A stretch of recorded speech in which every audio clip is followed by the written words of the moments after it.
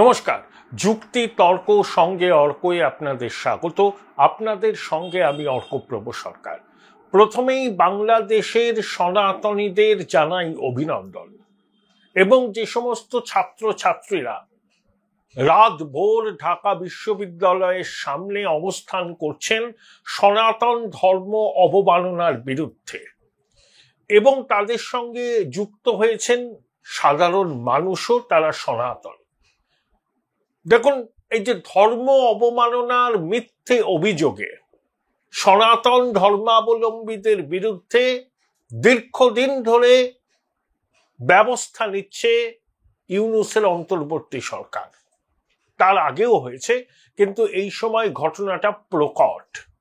কিন্তু যখন সনাতন ধর্মাবলম্বীদের ধর্ম বিশ্বাসে আঘাত করা হচ্ছে, তখন ইউনূসের জঙ্গি প্রশাসন চুপ করে আছে।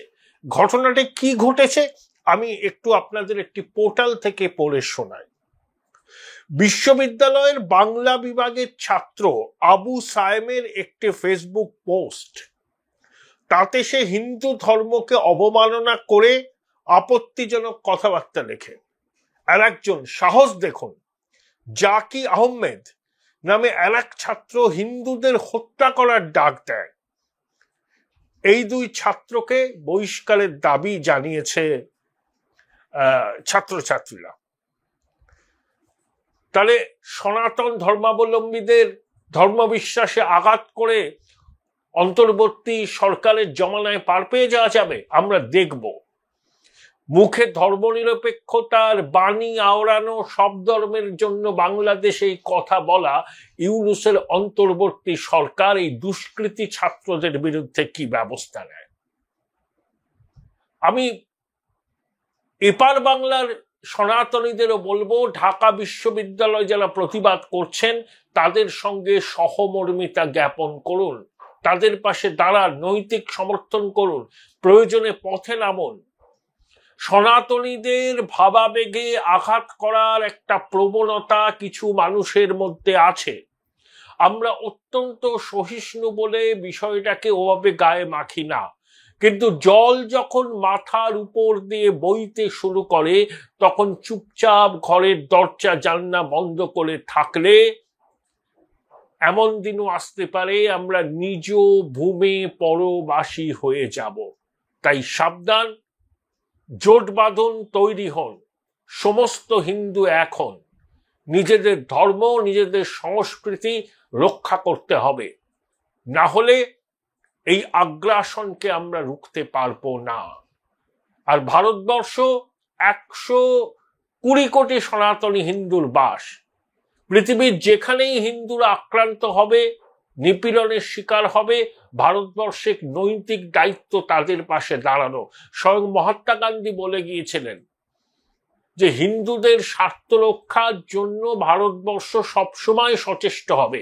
সেটা ভারতের ভৌগোলিক অবস্থানের মধ্যে বসবাসকারী হিন্দুদের ক্ষেত্রেই শুধু প্রযোজ্য নয়, পৃথিবীর যে কোনো প্রান্তে হিন্দু আক্রান্ত হলে, হিন্দুদের বিশ্বাস আঘাতপ্রাপ্ত হলে আমাদের গর্জে উঠতে হবে। গান্ধীজির এই বাণী আমাদের কিন্তু মর্মে মর্মে বুঝতে হবে। বাংলাদেশ যে জঙ্গি রাষ্ট্র, র্যাডিকাল ইসলাম, সেখানে যে ভয়ঙ্কর রকম ভাবে মাথাচাড়া দিয়েছে, সেটা তুলসী গাবার্ড বলেছেন, আর বিদেশ দপ্তরের মুখপাত্রও বলেছেন। একেবারে পরিষ্কার করে তারা দিয়েছেন যে ধর্মীয় সংখ্যালঘুদের নিরাপত্তা নিশ্চিত করার ক্ষেত্রে বাংলাদেশ সরকার কার্যকরী কোনো পদক্ষেপ নিচ্ছে কিনা সেটা ডোনাল্ড ট্রাম্পের প্রশাসন লক্ষ্য রাখবে। শুধু লিপ সার্ভিস করলে কিছু হবে না। আন্তর্জাতিক খ্যাতিসম্পন্ন বাটপার জঙ্গি নেতার কোনো আশ্বাসবাণীতে আমরা ভুলব না। আমরা খাতায় কলমে কাজ দেখতে চাই। বাস্তবের রুক্ষ মাটিতে কি পদক্ষেপ নিচ্ছে বাংলাদেশের অন্তর্বর্তী সরকার, সেটাই আমাদের একমাত্র বিবেচ্য। পিরিয়ড। এর বাইরে কোনো কথা হবে না। আমেরিকার একটা সিদ্ধান্ত তো আমি সর্বান্তকরণে সমর্থন করি, এই যে সুরি বলে এক স্কলারকে তাড়িয়ে দিচ্ছে আমেরিকা। হামাস জঙ্গি সংগঠন, রঞ্জিনী শ্রীনিবাসকেও তাড়িয়েছে আমেরিকা, একেও তাড়িয়েছে। যারা হামাস, হিজবুল্লাহ, হুতির পক্ষে সরব হবে তাদের এই পরিণতির জন্য অপেক্ষা করতে হবে। এরা অ্যাক্সিস অফ ইভিল, শয়তানের অক্ষ। এরা দুনিয়া জুড়ে সন্ত্রাসবাদী হামলা চালায়। সবাইকে একজোট হয়ে এই হামাস, হিজবুল্লাহ, হুতি, আল কায়দা, আইসিস, হিজবুত তাহরির সবার বিরুদ্ধে লড়াই করতে হবে এবং এই লড়াই আমরাই জিতব। জঙ্গিবাদ কোনোদিন সফল হবে না। এই জঙ্গিরা মুছে যাবে আগামী কিছুদিনের মধ্যে। তার জন্য যা করার প্রয়োজন করতে হবে, সামরিক অভিযান থেকে শুরু করে যা করার। সিভিলিয়ান ক্যাজুয়ালিটি অত্যন্ত দুঃখজনক, কিন্তু এই সিভিলিয়ানদের ব্যবহার করে জঙ্গিরা, মানব ঢাল হিসাবে ব্যবহার করা হয়। যখন সেনা অভিযান চালায় জঙ্গিদের খোঁজে, তখন এই সিভিলিয়ানদেরকে তারা এগিয়ে দেয়, সেই জন্য ক্যাজুয়ালিটি হয়। এই হচ্ছে পরিস্থিতি। তার মধ্যে একটা চমকপ্রদ ঘটনা ঘটেছে। সেনাপ্রধান ওয়াকারুজ্জামান দেখা করেছিলেন অন্তর্বর্তী সরকারের প্রধান উপদেষ্টা ডক্টর ইউনূসের সঙ্গে।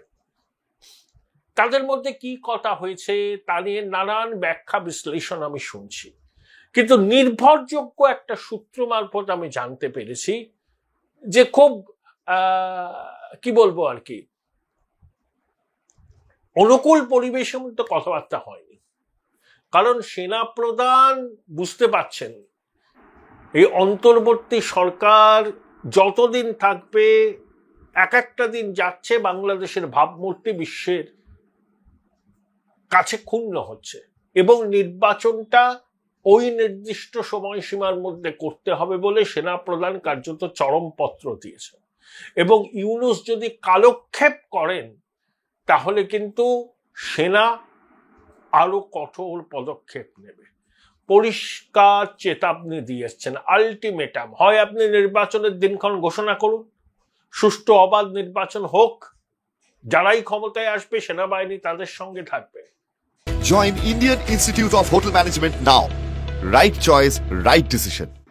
কিন্তু নির্বাচন নিয়ে টাল বাহানা করলে ইউনূসকে দেশ ছাড়তে হবে এবং ওর অন্তর্বর্তী উপদেষ্টাদের বিরুদ্ধেও ব্যবস্থা নেওয়া হবে।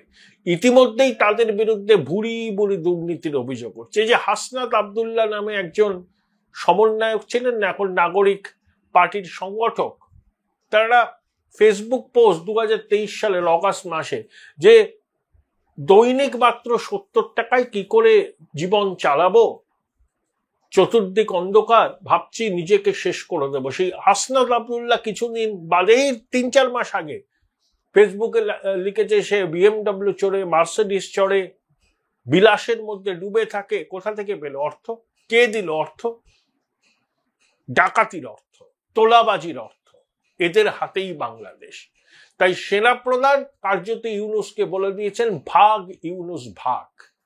হয় নির্বাচন দিন ওই নির্দিষ্ট সময়সীমার মধ্যে, আর সেটা যদি দিতে টাল বাহানা করেন, অন্য কোনো চক্রান্তের নীল নকশা তৈরি করেন, তাহলে সেনাবাহিনী সেই চক্রান্তকে সফল হতে দেবে না। কারণ সেনাবাহিনীর উপর আন্তর্জাতিক চাপ আছে, ভারতের চাপ আছে, আমেরিকার চাপ আছে। নির্বাচন করতে হবে, অন্তর্ভুক্তিমূলক নির্বাচন। অন্তর্ভুক্তিমূলক নির্বাচন বলতে আপনারা যা বোঝেন আমিও সেটাই বুঝি।